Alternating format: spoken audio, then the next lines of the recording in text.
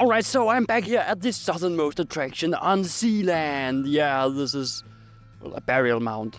And this time we're not going up the west coast, we're going up the east coast. Yeah, the east coast of Zeeland. On this trip we will travel back in time to see how the landscape was created. We will travel back to the Cold War and we will see UNESCO World Heritage sites. We might even see fine art. The only caveat about this travel is I'm going to skip the greater Copenhagen area because otherwise we would be stuck there forever. So up the east coast of Zeeland, let's head out there, let's get a move on, let's head for the next destination. So keep following along and let's see where that is.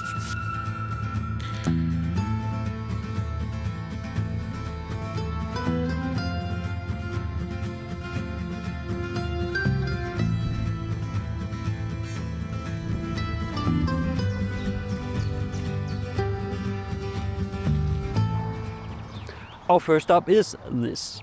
It might look like nothing, but it is actually the old King Valdemar's hunting castle right here on southern Zeeland, close to the water. Unfortunately, I cannot get over there because of the water down there, and there's no bridge over there. And I don't have my drone with me on this trip. I forgot it at the car, so we have to enjoy the view from here. But this was the castle of King Valdemar when he was out on his hunting trips. It was one of many. He actually had a few of these hunting castles, and right down here was one of them. Yeah, and you can look, it's not big. So it might not have been a castle as we understand it, more a hunting lodge. But enough about that, let's head to the next destination because we have much more to see.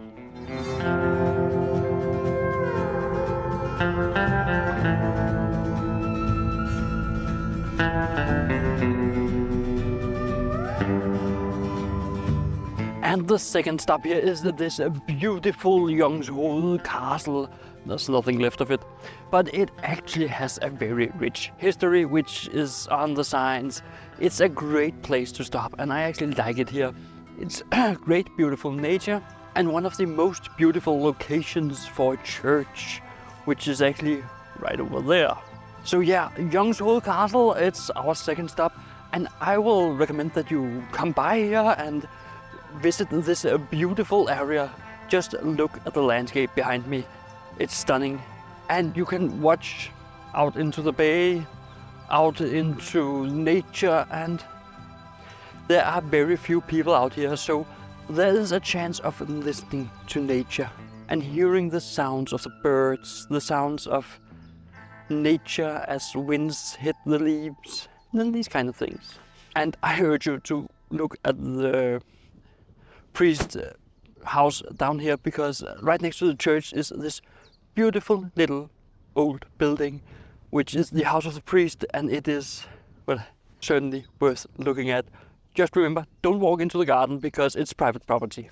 And let's head on to the next point, because there is much more to see along the eastern coast of Zeeland.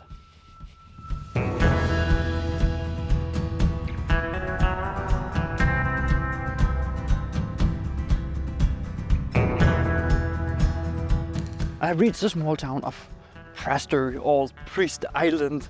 It's actually a town, it's not an island. That's a bit of a, well, bad naming scheme. But this is a great place if you want to get something to eat. Down at the harbour front, you can walk along the harbour. There are some restaurants. Up in the city, there are some restaurants. And then it is quiet, small city streets with the old buildings. And of course, cars has to come by when I am recording. There has been no cars while preparing for this, but as soon as I start recording, the car starts to run past me. Most of the times it is small, quiet streets.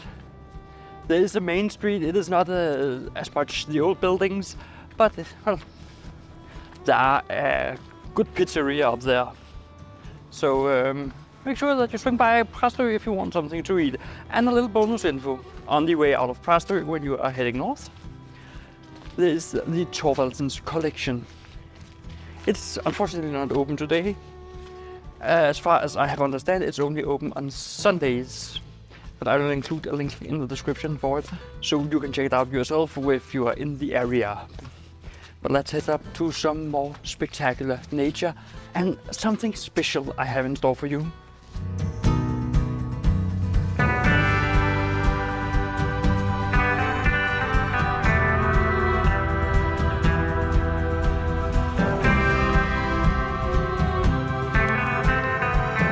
Now we have reached the stop of Rødvig.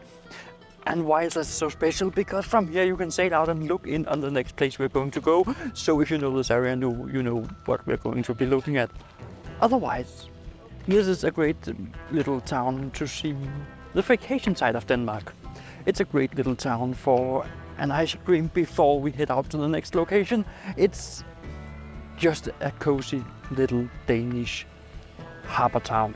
It's not even a fishing village anymore. It has been, and the history behind the city is actually quite interesting. I urge you to read up on it if you go to visit Rødvig. But for now we are looking at this beautiful city with its beautiful pier, and there is a flint oven here which is an attraction you should go look at. It is beautiful to look at, and these pictures will actually show you how beautiful it is as seen from the sky. But we will head out and find something even more spectacular to look at when we are heading for our next location.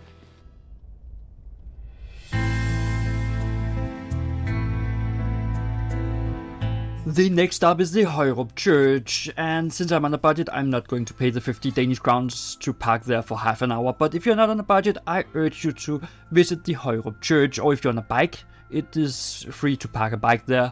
It is a beautiful church on the edge of Stevns Klint, about to fall into the sea. But let's quickly move on to the next point, because I got something interesting to show you at the next point.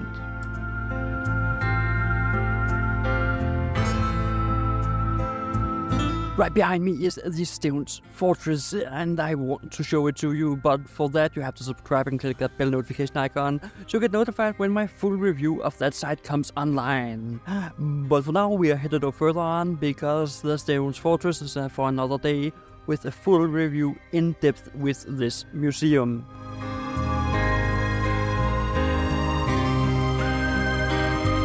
Now we're at this next stop where we have reached the lighthouse here. And what's so special about this lighthouse? Well, it is on Stevns, there's an exhibit about the entire area out here. Furthermore, it is one of the best lookout towers in this entire area. Even furthermore, but than that, when I walk out here, it's free of charge, so no reason to pay for things. But from here, you can also look out over the Stevns Klint. Unfortunately, I'm not allowed to send up my drone right here due to some legislation about some environmental thing where we have to protect some birds. You can actually look out, and well, there's a bit of a way down there. And you can look out over here, and if we turn around and look out, you can see the edge of the Stevns Klint the other way also. But there are areas where you can get down and look up on the Stevns Klint. Otherwise, you can take a boat down from Rødvig out and sail it right out here. But yeah, let's enjoy the beautiful view and head for our next destination, because there are even furthermore destinations. And why am I not filming from atop of the lighthouse? Well, because it's closing in around 2 minutes or something like that. So let's venture on. Fun little fact, if you want to bike all the way out here, then there are actually rental bikes out here from Donkey Republic. It's not a commercial, but just the only one who has rental bikes out here. So check them out. I will link to them down below. I have no promo code, so I don't get any kickbacks. So just check them out down below if you want to rent a bike while you're biking out here. And you might know them from other big cities, so you might even have the app.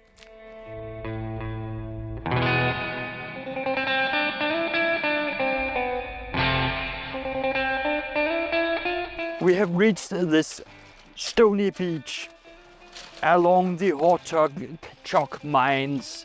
Yeah, it's a beautiful, well, landscape created by man. We have digged out chalk from these areas.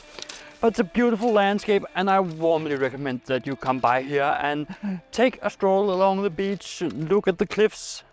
If you look all the way out over here, I can try to move a little bit over, you might be able to see it. Then you might be able to see the cliffs out here. Those are spectacular views.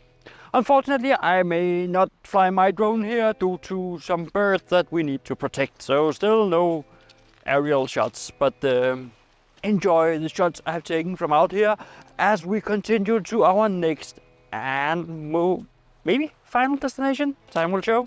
So make sure that you follow all the way to the end to see the final destination, which is also something I like to show you. It's spectacular. So time to head on.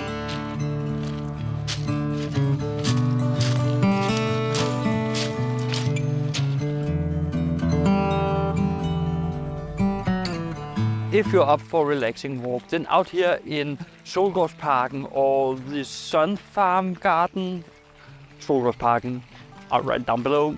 This is the perfect spot to get this idyllic, great walk. It has this small little fountain next to me, it has small statues, it has something to activate your senses. And that is why you should get out here. And I will warmly recommend that you give it a quick look and walk around and get your senses stimulated out here in Solgårdsparken. But I have another interesting place you should visit while down here along the east coast, so let's head for it.